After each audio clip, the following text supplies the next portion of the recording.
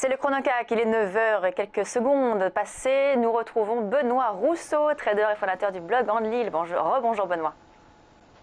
Rebonjour. Alors, que faire ce matin sur le CAC 40? On a eu une séance baissière hier, journée 3 sorcières, vous disiez tout à l'heure, hein, donc journée importante avec beaucoup de statistiques également dans l'après-midi du côté des États-Unis. Que recommandez-vous? Oui, alors aujourd'hui on va recommander peut-être encore un peu plus que d'habitude de la prudence, c'est-à-dire rentrer sur le marché si on a un fort repli. On a deux zones intéressantes en cas de repli du marché. On a la S1 journalière à 4277 qui devrait nous faire un petit rebond de 10-15 points pour essayer de revenir sur les 4300. Donc en intraday, en scalping, petit day trading rapide, ça peut être intéressant. Et puis on a surtout cette zone-là, le point bas. Donc si on prend sur la journée du 11, on a à peu près un point bas vers 4240, 4250. Je vous l'avais signalé hier, on a fortement rebondi.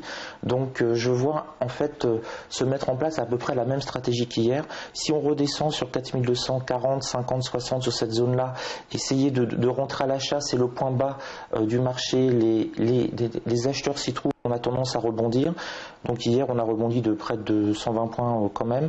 Donc pour revenir vers les 4300, et si on repart à la hausse, parce qu'on a eu une très belle réaction de Wall Street hier à partir de 16h, on s'est mis vraiment à remonter, le Dow Jones a monté comme un fou. On a cette zone-là, c'est la fameuse petite ligne rouge dont je parlais encore toute la semaine, la zone des 4328, 4330, qui arrive pile comme par hasard sur le point pivot journalier. Donc si on réussit à casser cette zone et passer au-dessus du point pivot journalier, ce sera un signal à l'achat pour aller essayer de chercher les 4350, 4360. C'est exactement le même scénario qu'hier.